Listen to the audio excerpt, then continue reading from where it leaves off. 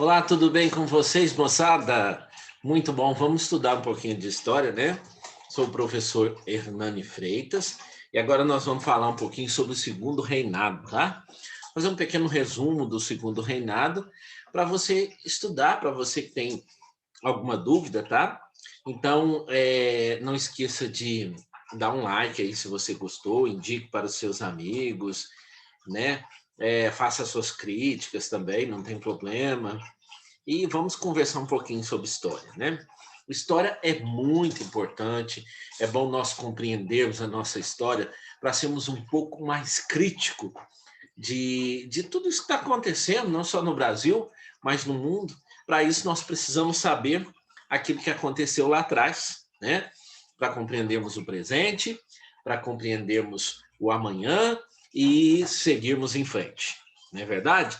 Então, se inscrevam aí no meu canal, Prof. Hernani Freitas, tem algumas coisas legais que pode te ajudar nas suas provas, da escola, do Enem e de alguns lugares. Então, vamos falar hoje sobre o Segundo Reinado, né?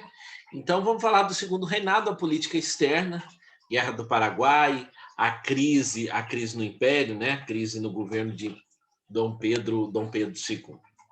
Então, foi mais ou menos em 1806, o Reino Unido aboliu, né, o tráfico negreiro. Mas no Brasil, nós sabemos que não era interesse dos grandes cafeicultores, dos grandes fazendeiros, em abolir a escravidão, né? Até porque era a mão de obra que eles tinham é, no café, na cana-de-açúcar e tudo mais. Em 1845, a Inglaterra lança a chamada Lei Bill Arden, que aprisionava qualquer navio suspeito de traficar escravos. Então vai ficar mais complicado aqui no Brasil, né, de traficar os escravos. Lembrando que Dom Pedro II era contra a escravidão, né? Dom Pedro II era contra a escravidão. Porém, tinha aqueles que mantinham a monarquia no poder, eram os grandes latifundiários, os grandes fazendeiros, né, que mantinham a monarquia no poder. Então, Dom Pedro II ficava, né, de mãos atadas para poder fazer muita coisa. Mas, mesmo assim, se você for vasculhar a história, Dom Pedro fez algumas coisas boas, Dom Pedro II fez algumas coisas boas com relação à escravidão no Brasil. E lembrando que o Brasil foi o país que mais tempo ficou na escravidão, né? 352, 53 anos de escravidão. Muito tempo, né? E, infelizmente, ainda existe racismo no Brasil, uma coisa que não deveria e não poderia haver nunca, porque uma grande população brasileira tem sangue negro nas veias, inclusive aqueles que têm pele branca, né? Então, o objetivo, voltando aqui na Lei Bill Arden, de 1845, do Reino Unido, o objetivo inglês era aumentar o mercado consumidor de seus produtos, né? Então, já que na Inglaterra estava surgindo a Revolução Industrial. A Inglaterra é quem dá o grande pontapé na Revolução Industrial, né? Que é um outro assunto que você pode pesquisar aí, que você pode olhar, porque a Revolução Industrial também cai no Enem, nos vestibulares e nas provas. Em 1850, por influência inglesa, o Império decreta a Lei Eusébio de Queiroz, né? Proibindo, então, definitivamente o tráfico intercontinental de escravos. Mas continua, né? Continua a escravidão interna, né? O tráfico, o comércio interno de escravos aqui no Brasil. Alguns historiadores afirmam que o senador Eusébio de Queiroz lucrou vultuosas quantias com o tráfico interprovincial, quer dizer, de uma província para outra, né? Interno aqui no Brasil. Por quê? Os escravos ficaram mais caros, as coisas ficaram mais caras, não podiam trazer de lá. E o Brasil também não podia ir contra as grandes nações, não podia ir contra a Inglaterra.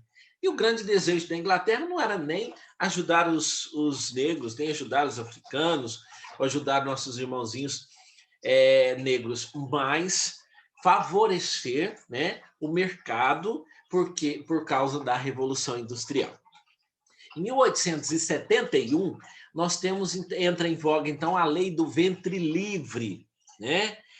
A lei do ventre livre, que todos os filhos de escravos nascidos a partir de tal data, de 1871, seriam livres no Brasil. Essas leis eram chamadas leis para inglês ver, né? Porque ela quase não funcionava. Por exemplo, a lei do ventre livre, a criança nascia, mas ela estava sob a proteção, por exemplo, do senhor de engenho, do proprietário do grande latifúndio, né? Então ele teria que alimentar e tal. Ele seria realmente livre depois que completasse 18, 21 anos de idade. Até então, ele trabalharia da mesma forma, porque os pais estavam ali, não tinha como a criança sair sozinha, pequitinha, né, para outros lugares. Então, acabava trabalhando do mesmo jeito. No papel era um ganho, é bonito, né? Tudo que se escreve no papel é bonito, mas na prática nem sempre é da mesma forma, né? Então, gente, essas leis são chamadas leis para inglês ver. Quando falar lei para inglês ver, é a lei Eusébio de Queiroz, né? A lei do ventre livre e outras falácias aí que é feito no Brasil, né? Brasil sendo Brasil. Em 1884, o abolicionismo ganha um corpo, né? O abolicionismo, pessoas vão querer buscar liberdade, né? Lá na Europa está acontecendo, então no Brasil isso vai ganhar corpo, né? Dom Pedro II era uma espécie de abolicionista, mas ele não podia fazer isso. No entanto, que ele vai perder o trono quando a Lei Áurea é assinada, né? Então, em 1884, o abolicionismo ganha corpo, as províncias do Ceará e do Amazonas vão libertar os seus escravos, né? Em 25 de março, a data magna do Ceará, em 1884. Então, o Ceará vai sair na frente, né? Vai sair na frente nessa questão da abolição da escravidão. Em 1885, nós temos mais uma lei para inglês ver, né? Após muita resistência, o Império vai decretar aí, então, a chamada Lei Saraiva-Cotegipe, ou seja, Lei dos Sexagenários, que garantia liberdade aos escravos com mais de 60 anos. Mas uma outra grande falácia, uma outra grande mentira. Por quê? Não que é mentira a lei, mas porque a grande maioria dos escravos não sobreviviam até essa idade, né? Pouquíssimas pessoas sobreviviam até essa idade. Por quê? Trabalhavam muito, sofriam maus tratos, alimentavam muito pouco, né? Alimentavam muito pouco. Então, poucas pessoas conseguiram a liberdade na lei dos sexagenários de 1885. Então, era mais uma lei para inglês ver, né? Dom Pedro II, ele se encontrava muito doente na Europa e sua filha, a princesa Isabel, ocupava o trono interinamente, né? Ocupava o trono interinamente. Não aguentando mais todas as pressões inglesas e as pressões abolicionistas que aqui no Brasil ia se formando também, a princesa Isabel, e redentora, assina em 13 de maio de 1888 a Lei Áurea, libertando todos os escravos do Império do Brasil. É lógico que provavelmente ela deve ter comunicado com o pai, deve ter escrito uma carta para o pai, porque o pai estava na Europa, né, se recuperando de uma doença. E aí, provavelmente, ela deve ter falado com ele. E ele provavelmente deve ter explicado: isso vai nos custar o trono brasileiro, isso vai ser complicado, mas assine a Lei Áurea, né? Mas mesmo assinando a Lei Áurea, o Brasil não estava preparado para tudo isso, porque muitos dos cativos, muitos dos negros, continuaram trabalhando nas fazendas a troco de comida, continuaram trabalhando nas fazendas por salários miseráveis, né? E muitos foram até abandonados. Bom, agora vocês são livres, então vocês se viram, eu não tenho que dar comida, eu não tenho que dar nada, né? Se viram e vão embora. Então, o Brasil também ficou, mesmo assinando a Lei Áurea, em 3 de maio de 1888, ficou muito, muito a desejar, né? Então, comemora-se no dia 13 de maio a abolição da escravidão no Brasil. Então, nós vamos falar da questão Christie, né? A questão Christie é um incidente diplomático entre o Império do Brasil, né? Entre o Império do Brasil e a Inglaterra, né? Então, em 1861, uma embarcação inglesa no Rio Grande do Sul, né? Esses oficiais ingleses andavam embriagados e sem farda, promovendo desordens. Desculpa, eu falei no Rio Grande do Sul, mas no Rio de Janeiro, esses oficiais ingleses andavam embriagados e sem farda, promovendo desordens pela capital do Império, no Rio de Janeiro. Então foram presos, foram liberados no dia seguinte, mas isso causou um transtorno grande, né? Um transtorno grande para o Brasil, né? Para o Brasil, e o Brasil chega a decretar, a romper relações com os ingleses, né? Então, o diplomata inglês William Christie, por isso que vai chamar a questão Christie, né? Ele vai cuidar disso e aí vai se optar pela democracia, né? Tem uma questão a ver de cargas também envolvido aí, e aí vai ter-se um porém muito grande. Então, você pode pesquisar, né? Se você quiser saber um pouco mais sobre a questão Christie, você pode pesquisar aí somente esse determinado assunto. A Guerra do Paraguai. Então, a Guerra do Paraguai vai ser uma grande pedra no sapato, né? Uma grande pedra no sapato de Dom Pedro II. Dom Pedro II, muitos dizem que o Brasil ou os outros países não admitiam que o Paraguai, um país pequenininho, né, sobre aí com o ditador Francisco Solano Lopes, estivesse se reestruturando e construindo indústrias e coisa e tal. Então, aí vai acontecer essa guerra do Paraguai, né? Mas o Paraguai precisava, então, de usar o mar brasileiro para escoar os seus produtos, né? Dizem que, nesse período, o Paraguai já possuía boas escolas, já possuía pessoas letradas, né? Quase não possuía nenhum analfabeto e por aí vai. E o Brasil era totalmente o contrário disso, né? O Paraguai já tinha uma certa industrialização, tinha uma infraestrutura, era agroexportador, né? Tinha uma economia estável, possuía um exército capacitável, mas não possuía a saída para o mar. Ele precisava dessa saída para o mar do Brasil. E aí vai causar esse embate, né? Vai causar esse embate na Guerra do Paraguai. Então, visando aí o domínio da Bacia do Prata, e que era uma saída marítima, Solano Lopes declara guerra ao Brasil, à Argentina e ao Uruguai, né? Não vai ter nenhuma chance, porque são três países, né?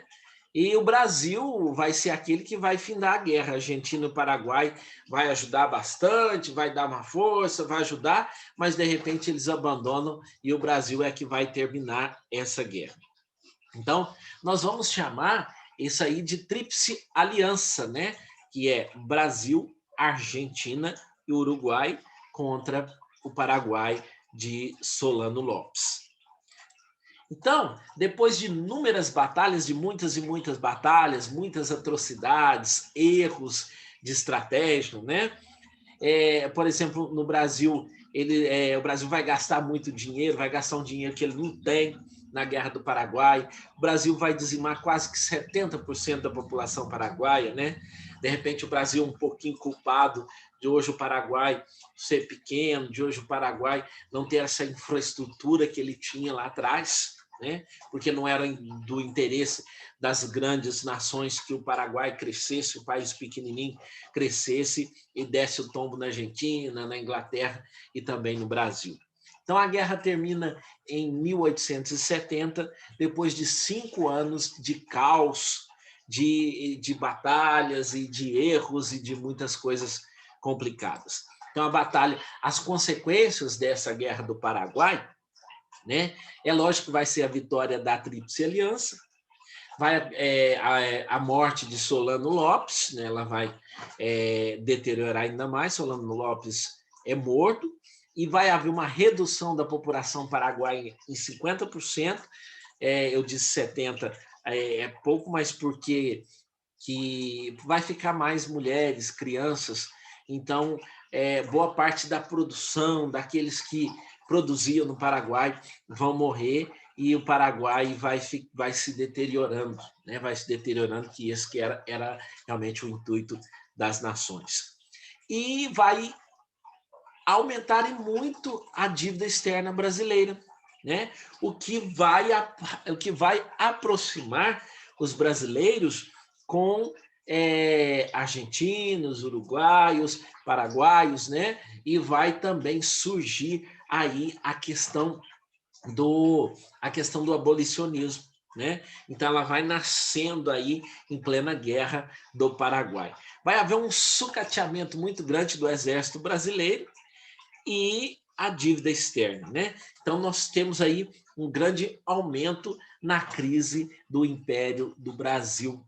Dom Pedro II tem aí nas suas mãos uma grande crise e aí já começa a deteriorar o segundo reinado, né? Que vai contribuir, a Guerra do Paraguai é uma das contribuições para que fosse proclamada a República em 1889. Embora fosse considerado o herói da pátria, o exército retornou da Guerra do Paraguai sucateado, né? Com condições miseráveis. Então, toda a classe se revoltou contra o governo, caracterizando, então, essa questão militar, caracterizando, então, uma crise no Império do Brasil. Né?